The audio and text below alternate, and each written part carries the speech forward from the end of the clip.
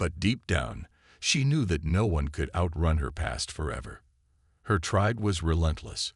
They wouldn't just let her go, not when they believed she was a threat to everything they stood for. She had been exiled for a reason. Her powers were too dangerous, and they wouldn't hesitate to eliminate her if they thought it was the only way to protect their people. The sun dipped below the horizon, casting long shadows across the forest. The fire flickered, casting a soft glow on their faces as they ate their meal in silence.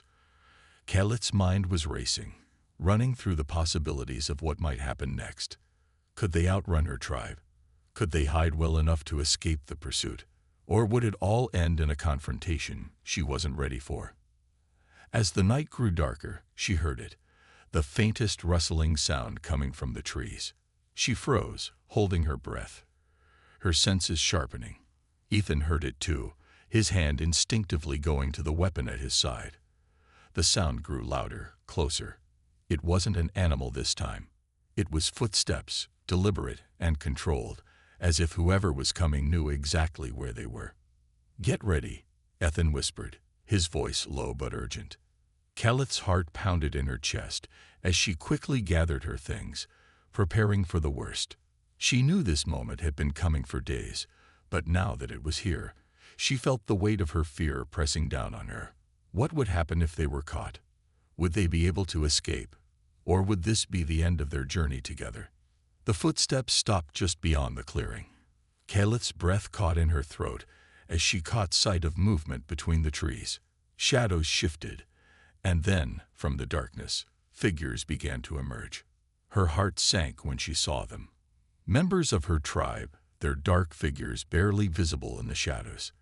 They moved with the precision of trained hunters, their eyes scanning the area as they searched for any sign of their quarry. Ethan gripped his weapon tighter, his eyes narrowing as he assessed the situation. "We need to move, now," he said, his voice barely above a whisper. Khaleth didn't hesitate. She knew that if they stayed here, they would be surrounded in minutes. But there was something else, something she hadn't told Ethan yet. Her powers, the very thing that had led to her exile. She had the ability to manipulate energy, to control it with her mind. It was a gift, but it was also a curse. She had been taught to hide it, to control it, but when she was threatened, it could explode in uncontrollable ways. Her tribe knew this, and they feared it. As they moved quickly through the forest, Khaleth's mind raced. Could she use her powers to escape? Could she make it so her tribe couldn't track them? She didn't know if she was ready to reveal the full extent of her abilities to Ethan, but in this moment, it seemed like the only choice. "I'm going to try something," she said quietly, her voice shaky with uncertainty. "It might help us escape." Ethan glanced at her, his expression hardening. "What are you going to do?" "I can manipulate energy," she explained, her voice low but urgent. "I can cloak us, but I need to concentrate, and it might only last for a short time." Ethan nodded, his jaw clenched. "Do it." Khaleth closed her eyes, focusing on the energy within her. She could feel the power pulsing through her veins, like a current running through the very air around her. It was a strange, almost intoxicating feeling, but it was also dangerous. She had never used this much of her power before, but the situation left her with no choice. She had to protect them. With a deep breath, Khaleth reached out with her mind, pulling the energy around them, cloaking them from sight. She could feel the air around them shift, the world seeming to blur and fade. The energy she controlled hummed in the air, creating an invisible shield around them. Ethan's eyes widened as the world around them seemed to grow still, as if they had become a part of the shadows themselves. He couldn't see it, but he could feel it. A subtle shift in the atmosphere, a strange sense of calm that settled over them. The figures from her tribe walked past, so close that Khaleth could hear their footsteps. But they didn't stop. They didn't seem to sense that anyone was nearby. The cloak was working. Ethan breathed a sigh of relief, but Khaleth couldn't relax. She knew this wouldn't last long. Her powers were not infinite, and using them to cloak them would take its toll. "They've passed," Ethan whispered after a few moments. "We need to move quickly." Caliph nodded, but she could feel the drain on her energy already. Cloaking them had taken more out of her than she had expected. She needed to rest, but there was no time. Her tribe would regroup, and they would keep coming. "We need to find somewhere to hide," she said, her voice tight with exhaustion. "Somewhere they won't find us." Ethan led the way, moving through the forest with the precision of a soldier. Caliph followed closely behind, doing her best to keep up despite the weariness settling in her limbs. They couldn't stop now, not until they were safe. As they pushed forward, Caliph couldn't help but wonder how much longer they could keep running. How long could they evade her tribe before they were caught? And what would happen if they were finally cornered? The answers to those questions were unknown. But one thing was certain: Caliph couldn't escape her past forever. And one day, her tribe would catch up to her. The forest around them felt eerily quiet as Caliph and Ethan moved deeper into the thick trees. The evening sun had begun to set, casting long shadows over the ground. The air was heavy, as if it could sense the inevitable confrontation that was coming. Caliph could feel her pulse racing in her veins, her anxiety growing with every step. She had hoped for peace. She had hoped that maybe, just maybe, she could escape her past. But now, there was no denying it. The time had come to face her tribe. Ethan walked beside her, his eyes scanning the surroundings. He had been calm throughout their journey, never showing fear or hesitation, but Caliph could see the tension in his jaw. He was trying to stay strong for her, but she could tell that even he knew this was not going to be easy. "They'll be here soon," Caliph whispered, her voice tight with fear. "They never stop. They won't stop until they have me back, or until they've finished what they started." Ethan didn't reply right away. Instead, he continued walking, his hand resting lightly on the weapon strapped to his side. He was preparing for the worst, just as Caliph was. But this wasn't just about weapons. This was about survival. Her people were not only skilled in combat, but also in strategy and manipulation. They would use everything at their disposal to bring her back, and they would stop at nothing to ensure that no one helped her. "They won't stop until they've caught me," Caliph continued, more to herself than to Ethan. Her thoughts raced. Her mind kept going back to the day she had been exiled. She remembered the harsh words of her elders, the cold faces of her tribe. They had told her that her powers were too dangerous, that she posed a threat to their way of life. But they didn't understand. They didn't understand that she never wanted to hurt anyone. She had only wanted to survive, to be free. But to them, her very existence was a threat. Ethan finally broke the silence. "We'll make it through this. You're not alone anymore, Caliph."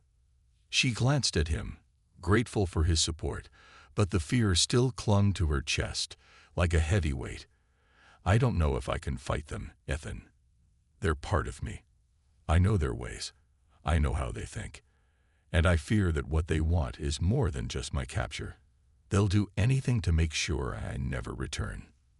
The truth of her words hung heavily in the air, but before Ethan could respond, the sound of footsteps reached their ears, footsteps that were unmistakably close. Caliph's heart skipped a beat. They were here. Her tribe had arrived. Ethan's eyes narrowed. He gestured for Caliph to stay low, and together they ducked behind the thick underbrush, their breathing shallow. Caliph's heart pounded in her chest as she peered through the leaves, her eyes locking onto the figures moving into the clearing ahead. The silhouettes of her people appeared like shadows in the fading light, their tall, imposing figures unmistakable. There were 5 of them, elite members of her tribe, the warriors who had been sent to bring her back. The air around them felt charged with energy. Caliph could feel the power of their presence, the unrelenting force of their will. These were the people who had cast her out, and now they were coming for her. She gripped her chest, trying to steady her breath. The fear in her body was overwhelming, but she couldn't let it control her. She couldn't let them see her weakness. "Stay here," Ethan whispered, his voice low and firm. "I'll distract them." Caliph swallowed hard, still trying to make sense of everything. She had never seen a human before, let alone one who could wield such powerful technology.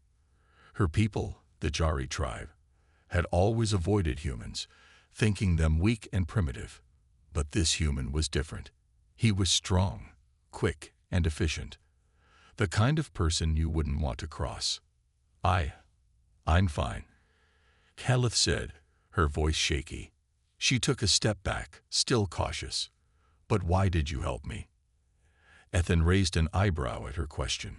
Why wouldn't I help you? I saw you in trouble and did what anyone would do. Caliph stared at him, disbelief in her eyes. Humans weren't supposed to be like this. They were supposed to be weak, simple creatures who relied on brute force rather than technology. But this man, this human, was nothing like what she had been taught. You're not afraid of me? Caliph asked, her voice soft. She was used to fear. It was a part of who she was now. Her powers made others fearful, and that fear had led to her exile. Ethan seemed to consider her question for a moment. He looked her up and down, his gaze lingering on her silver eyes and the faint glow that surrounded her skin. Despite the strangeness of her appearance, he didn't flinch or back away. No, he said simply. I don't think I have any reason to be afraid. You saved me too, you know. Caliph blinked, surprised by his answer. Saved you? I don't understand. Ethan chuckled softly. Back there, when I first saw you running, I thought the beast was going to catch up to you. But then I saw you fight it off. You didn't run. You didn't hesitate. That's not something most people would do. Caliph's chest tightened at his words. Was he complimenting her? She had always been different, always seen as an outcast, even before her exile. But this human, this stranger, seemed to admire her strength, not fear it. I didn't have much of a choice, she said, looking away. The pain of being abandoned by her people still stung, and she didn't want to let it show. I'm just trying to survive. Ethan nodded in understanding.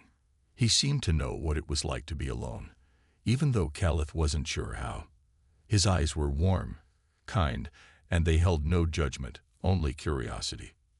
I understand that, he said quietly. Survival can make you do things you never thought you could. Caliph didn't know how to respond to that. She had always been taught to rely on herself, to never trust others. But something about Ethan's presence made her feel safe. Even though she barely knew him, even though he was a human, she felt like he could be trusted. Ethan broke the silence by glancing around. The forest was eerily quiet now, the beast's growls replaced by the soft rustling of the leaves in the wind. We should keep moving, Ethan said, looking at her. It's not safe to stay in one place for too long. That creature might not have been the only danger around here. Caliph nodded, her mind still spinning. She had no idea where to go, no plan. But for some reason, she felt that following this human was her best option right now. Where are we going? She asked, taking a tentative step toward him. Ethan smiled. I'm not exactly sure myself, but I've got a camp nearby. You're welcome to come with me, get some food and rest. You look like you've been through a lot. Caliph hesitated. She wasn't sure she could trust him completely.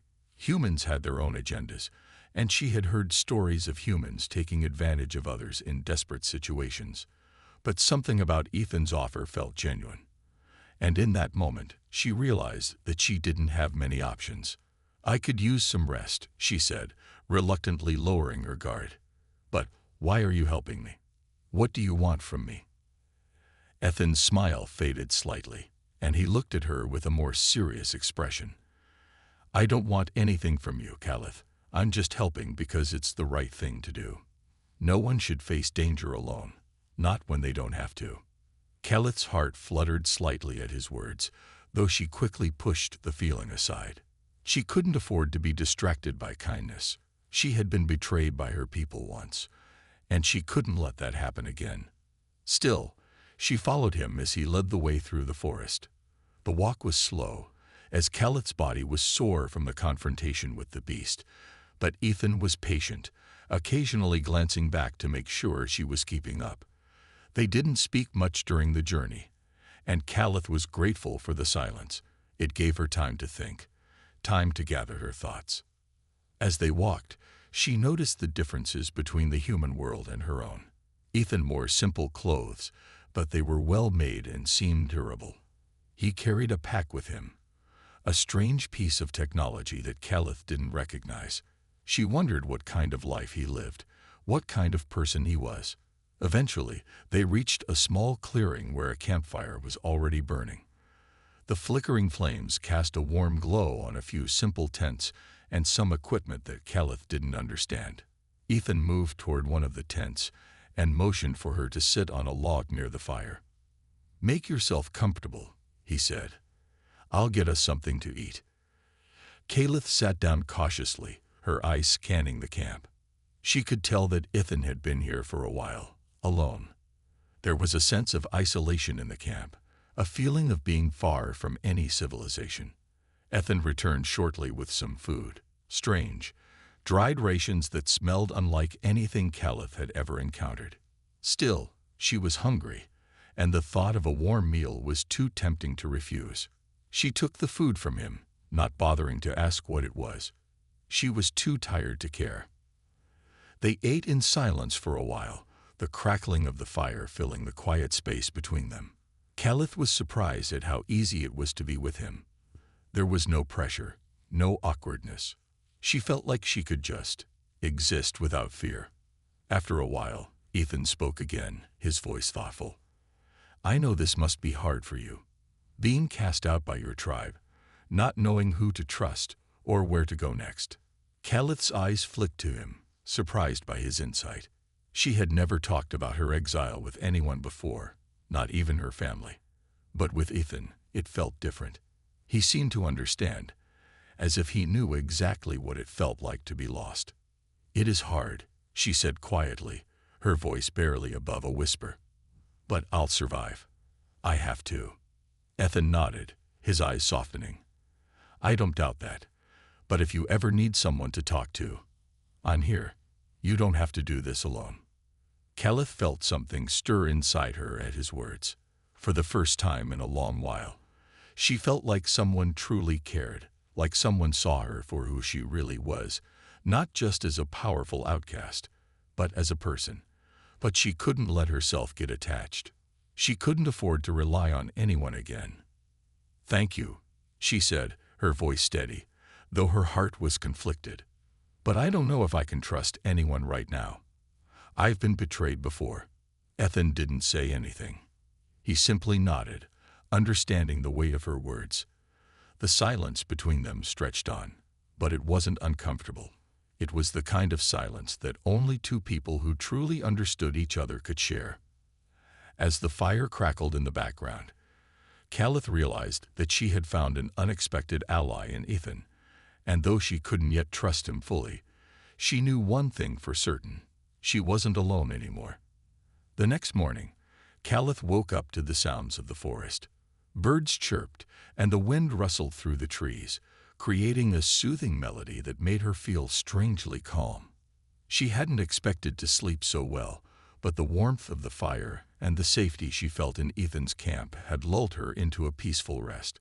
It was a feeling she hadn't experienced in a long time. As she sat up, stretching her sore muscles, she noticed Ethan already awake, preparing something over the campfire. The smell of cooking food drifted through the air, and Calith's stomach growled loudly in protest. She hadn't realized how hungry she was until that moment.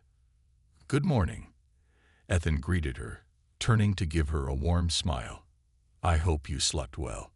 Calith hesitated for a moment before nodding. "Yes, I did. Thank you for everything." Ethan simply nodded, not pressing her for more. He had been patient with her ever since they met, and Calith was starting to appreciate that. He didn't ask too many questions or push her to open up, but she knew that, eventually, she would have to trust him. If she was going to survive in this unknown world, she needed allies. And Ethan, for all his human simplicity, had proven himself to be someone she could rely on. At least for now. "Would you like some food?" Ethan asked, holding out a bowl filled with a strange, porridge-like substance. It didn't look like anything Calith had ever seen, But she didn't care. Her hunger overpowered her reluctance, and she nodded. "Yes, thank you," she said, taking the bowl from him. She sat down on a log near the fire, savoring the warmth of the meal. It didn't taste like much, but it was filling, and that was all that mattered. Ethan sat across from her, watching her quietly as she ate. For a moment, neither of them spoke. The forest around them seemed alive, but in a peaceful way. Caliph felt a sense of calm that she hadn't felt in a long time. Her world had always been filled with tension, fights, survival, distrust. But here, in Ethan's quiet camp, it felt different. There was no pressure, no immediate danger, no expectations. It was a strange feeling. She had never had the luxury of resting without fear. After a few moments, Ethan spoke again. "I know this might seem sudden, but do you want to talk about what happened? About your tribe?" Caliph froze for a moment, her spoon halfway to her mouth. She hadn't expected him to bring it up so soon. Her exile was a painful subject, one that she didn't like to think about, let alone talk about. She had been cast out, betrayed, and left to survive alone. The pain of it still lingered deep inside her, and she wasn't sure if she was ready to share that part of her life with anyone, especially not with a human. But something about Ethan made her want to open up. His eyes weren't filled with judgment or pity. There was just quiet understanding in them, as if he knew what it was like to suffer. Perhaps it was because of that she felt a small flicker of hope, a tiny voice inside her urging her to trust him. I was exiled," Caliph began slowly, her voice soft. "I was cast out by my own people, my tribe. They didn't want me anymore." She paused, her eyes focused on the ground as the words escaped her lips. It was the first time she had said it out loud, and it stung. "My powers, they're too dangerous for them. So they decided it was better for me to leave." Ethan didn't interrupt. He simply listened, his gaze steady and compassionate. Caliph took a deep breath, trying to calm herself. This was harder than she thought it would be. "They thought I was a threat. They feared what I could do." "I see," Ethan said quietly, his voice filled with understanding. "That must have been really tough." Caliph nodded, a lump forming in her throat. "It was. But that's not the worst part. The worst part is that I had to leave everything behind, my home, my family, my entire life. And I'm still not sure what I'm supposed to do now." Ethan seemed to think for a moment, his eyes thoughtful. "You've had to carry all that alone for so long, haven't you?" Caliph didn't answer at first. She wasn't sure how to respond. She had always kept her emotions bottled up, afraid that showing weakness would only get her hurt again. But in that moment, in the quiet of the forest, she felt something shift inside her. Maybe, just maybe, it was okay to not have all the answers. Maybe it was okay to let herself be vulnerable, just for a moment. "Yes," Caliph said softly, her voice barely a whisper. "I've been alone for so long. I don't know how to trust anyone anymore." The final battle unfolded in a series of brutal skirmishes. As alien warships rained destruction on the Earth's surface, human soldiers fought with unparalleled bravery. Fighter jets swarmed around the sky, blasting alien ships from the air, while on the ground, soldiers fought off waves of invaders, determined to keep their planet safe. The tide of the battle shifted as the humans, using their advanced technology, were able to disable several of the alien ships, creating chaos in the Salkorian ranks. But the true emotional core of this battle came in the form of sacrifice. As the Salkorians pushed forward, determined to break through the human defenses, several soldiers made the ultimate sacrifice. These brave men and women knew that they might not survive the battle, but they fought anyway, driven by their love for their home and their comrades. Among them was a fan favorite, a soldier who had fought side by side with Alex and the others since the early days of the war. In a moment of selflessness, this soldier held the line long enough for their team to fall back to a safe position, buying them crucial time. Their death was a heartbreaking loss, but it inspired the remaining soldiers to fight harder. As the sun set on the battlefield, The humans had begun to turn the tide. They had held off the alien invasion, striking back with everything they had. The Exalcorians, once certain of their victory, were now reeling from the human resistance. Earth had survived its darkest hour, but the war was far from over. The sacrifices of the fallen soldiers would never be forgotten, and their bravery fueled the remaining fighters as they prepared for the battles to come. The humans had learned to adapt, to use their enemies' technology against them, and to fight with a determination that could not be matched. The Exalcorians had made one mistake. They had underestimated humanity. And now, the humans were proving that they were a force to be reckoned with. The Exalcorian fleet, now realizing they were on the brink of losing their war, began to deploy their most devastating weapons. Massive robots, towering over any human technology, were unleashed, their metallic limbs crushing anything in their path. Alongside them came planetary destroying devices, massive weaponized satellites designed to wipe out entire cities in a single blast. The aliens had brought their full might to bear, but humanity wasn't backing down. The humans were now more united than ever, armed with the knowledge that their species had untapped potential. They had faced overwhelming odds, yet their determination and unity had brought them this far, and they knew that this would be their final stand. The stakes had never been higher. Earth was ready for the Exalcorians' full-scale assault. As the alien forces advanced, the humans, prepared and more dangerous than ever, launched a devastating counterattack. It was a battle like no other, the clash of technology and sheer willpower. The war had already taken the fight to space, but now it was everywhere. The battle raged both in the vacuum of space and on the surface of Earth itself. Human fighter ships zipped through the stars, cloaked and armed with weapons that had been reverse-engineered from alien technology. They moved through the Exalcorian fleet like ghosts, attacking with deadly precision. The once immense superiority of the alien fleet was now being chipped away bit by bit, but the aliens had no intention of going down easily. The Exalcorians launched wave after wave of robots and powerful weaponry, determined to crush humanity's resistance. On Earth, the final weapon, humanity's last hope, was being readied. A massive star cannon, built using alien technology, began its slow, menacing charge. It was the key to humanity's victory, a weapon capable of destroying the heart of the Exalcorian fleet. The cannon, a towering structure of gleaming metal, hummed with the power of the stars as it prepared to unleash its destructive force. The weapon was humanity's final chance to turn the tide of war, but it was also their most vulnerable asset. The aliens knew this, and they were determined to stop it at all costs. As the cannon charged, the humans began to launch a series of strikes, aiming for the heart of the Exalcorian fleet. Their eye-guided missiles tore through alien ships, and cloaked soldiers infiltrated enemy lines to disable key systems. But the Exalcorians were relentless, sending their most powerful forces to protect their war machines. The human fighters, however, were equally determined. They fought through the swarm of alien ships, not knowing if they would make it out alive, but knowing that failure was not an option. Just as victory seemed within reach, the Exalcorians made their final desperate move. A powerful alien general, known for his ruthlessness and intelligence, boarded Earth's last defense station, where the star cannon was housed.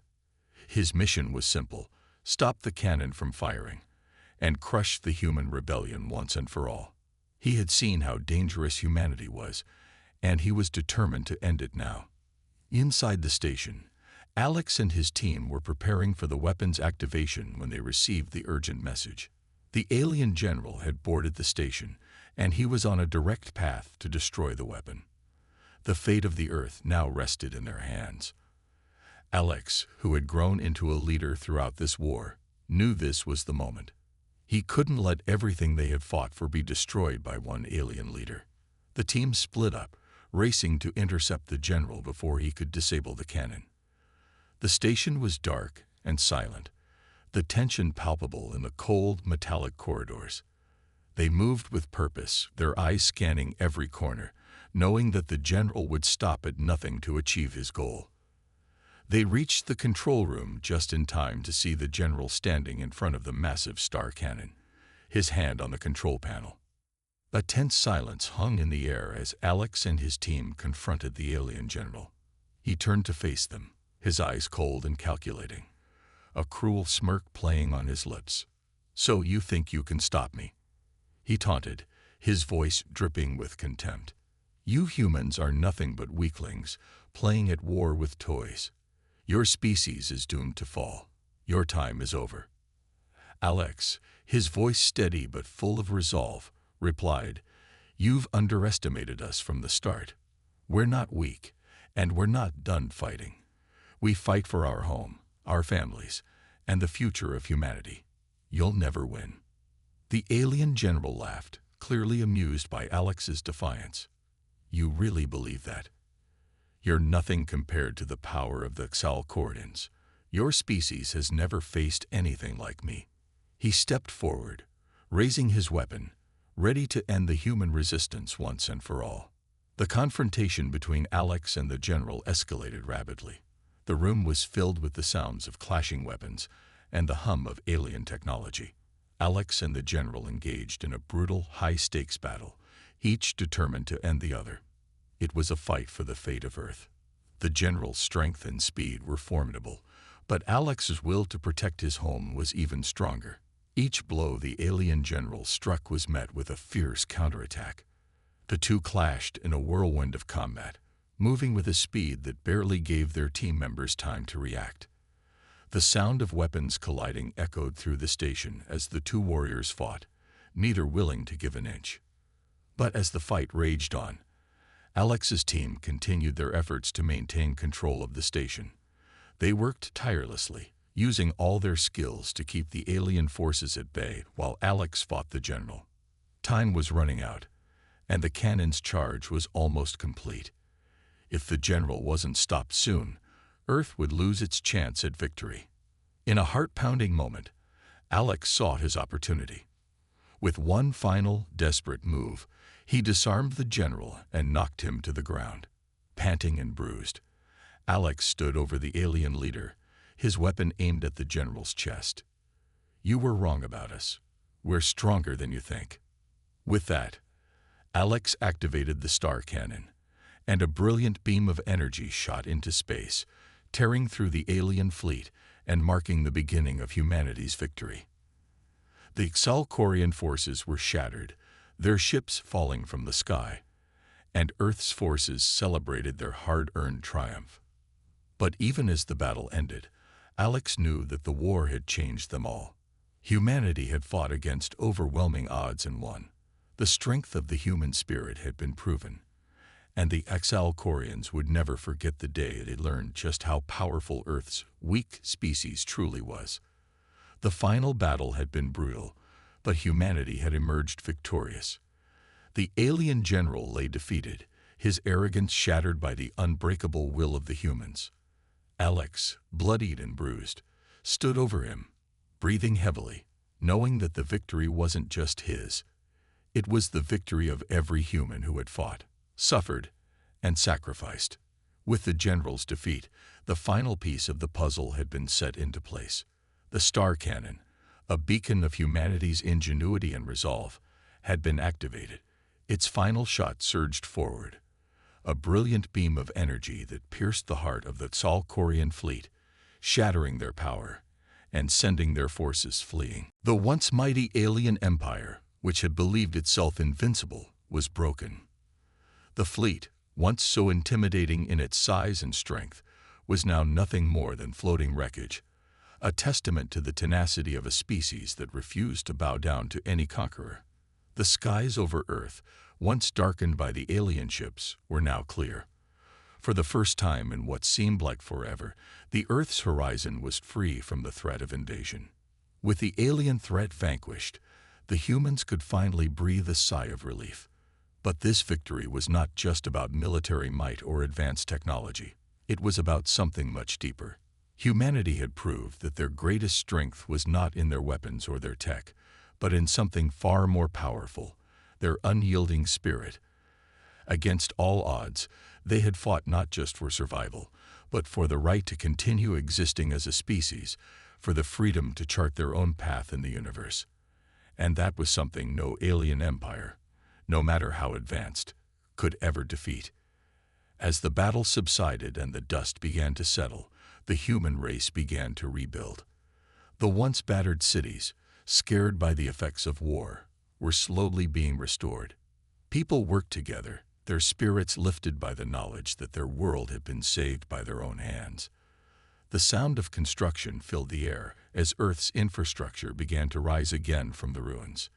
Despite the devastation, there was a sense of hope that had never existed before. Humanity had not only survived, they had triumphed.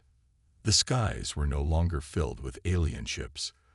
The fear that had once gripped Earth was now replaced by a sense of unity and purpose. Humanity stood together, stronger than ever. The invasion was over, but the journey had just begun. The world was forever changed, not just in terms of technology, but in the way humans saw themselves. They had faced an impossible enemy and had overcome it, and now they knew that they were no longer a species to be underestimated. The alien empire, humiliated and broken, had no choice but to retreat. The once proud Salcorians, whose technology had once seemed so far beyond human comprehension, now found themselves in disarray. They had underestimated the humans, believing them to be weak, primitive, and unworthy of the fight. But now, they were gone, their fleet reduced to rubble, their plans for domination thwarted. The humans had proven that strength comes from more than just machines and weapons. It comes from the heart, from the will to survive, and from the bonds that unite a species in the face of destruction. As Earth began to heal, Alex found himself standing atop a hill, gazing up at the stars. The night sky, once filled with the ominous presence of alien ships, was now clear, a symbol of humanity's victory. The stars twinkled in the distance, and Alex could not help but feel a sense of awe. The universe, vast and unknown, was now open to humanity in a way it had never been before. The human race, once considered insignificant by many, had proven its place in the cosmos. They were no longer the prey, cowering in fear of advanced civilizations. They had become the hunters, their eyes set on the stars with a newfound determination. Alex knew that the universe would never forget this day, the day that humanity stood up and proved its worth. The Salcorian invasion was just the beginning of a new era. Earth had faced the worst and had emerged victorious. But the universe was vast, and there were other challenges, other threats lurking in the dark corners of space. The fight was far from over, but humanity was ready. The lessons learned from this war would echo through the ages, and the human race would never forget what they had achieved. The future was uncertain, but one thing was clear: humanity would no longer be overlooked. The Salcorian Empire had learned the hard way that humans were not to be underestimated. And now, as Alex stood there, looking up at the stars, he knew that Earth was no longer just a small planet on the edge of the galaxy. It was a force to be reckoned with. The human race had earned its place among the stars, and nothing would ever be the same again. The final words echoed in Alex's mind, a powerful reminder of everything they had fought for. The universe won't forget the day humans stopped being the prey and became the hunters. It was a promise, a declaration of the strength of the human spirit, and a promise that humanity would always fight, no matter the odds. Bonner's eyes widened as he watched the soldier's final moments. The screen zoomed in on his face, grim, determined, but also filled with a sense of peace. He had done what he had set out to do. He had protected those he loved. And in that final act, Bonner saw the true strength of humanity. It wasn't their technology or their ability to fight. It was their heart, their determination to never give up, no matter the odds. As the footage ended, the room was silent. The weight of the lesson hung heavy in the air. Bonner sat back in his seat, his mind spinning. The instructor's words echoed in his ears. Humanity doesn't fight by the rules. They fight to survive, to adapt, and to win. Bonner now understood. It wasn't the weapons or the technology that made humanity so powerful. It was their ability to endure, to persevere in the face of impossible odds. They fought not for conquest, but for survival. They fought for their families, for their homes, for their very existence. And that, Bonner realized, was something no alien empire could ever truly understand. The instructor looked at the class, his expression solemn. Remember this lesson well. The galaxy may have underestimated Earth for too long, but those who truly understand humanity's strength will never make that mistake again. Bonner stood up slowly, his eyes meeting the instructor's. He had learned more in these few hours than he had in his entire life. Humanity's strength wasn't in their power or their technology. It was in their hearts, in their refusal to ever back down. They fought for survival, and they would continue to fight, no matter the cost. As Bonner left the academy that day, his thoughts were consumed by the lesson he had just learned. He couldn't help but feel a sense of respect for the humans he had once underestimated. They were not just survivors. They were warriors, driven by an unbreakable will to protect what they loved. And that made them unstoppable. For the first time, Bonner understood the true power of humanity. It wasn't their weapons, their technology, or their tactics. It was their unyielding spirit. And that was something no alien empire, no matter how advanced, could ever defeat. The tension in the classroom was palpable as the instructor revealed the secret that would change everything. Earth was not simply preparing for another defense. It was preparing for war. The Galactic Empire, with its vast fleets and cold, calculating artificial intelligence, had underestimated humanity for far too long. Now, humanity was ready to strike back. A series of holographic images flickered to life, displaying a new fleet of Earth's warships. These ships weren't just any ships. They were powered by the most advanced AI humanity had ever developed. The ships moved with a fluid grace, their designs sleek and deadly. Every weapon, every system, every maneuver was controlled with pinpoint precision. The instructor's voice was steady but carried an edge of pride. These ships are not just machines. They are the embodiment of humanity's will to fight and survive. With this fleet, Earth is ready for the fight of its life. Bonner's eyes widened as he absorbed the information. The idea that humanity had the power to stand against the might of the Galactic Empire, to confront their cold, emotionless AI with the unyielding spirit of the human race, was both thrilling and terrifying. Humanity had always been the underdog, but now, it seemed they were ready to claim their place as leaders in the galaxy. The instructor continued, revealing that the fleet had been built with one primary objective in mind: to protect Earth, no matter the cost. The ships were designed for stealth, for surprise, and for adaptability. Unlike the predictable tactics of the Galactic Empire, humanity's warships could move undetected, strike at the heart of the enemy, and disappear into the void of space before the enemy even knew what had hit them. As the lesson continued, the instructor showed footage of the warships in action. The images were stunning.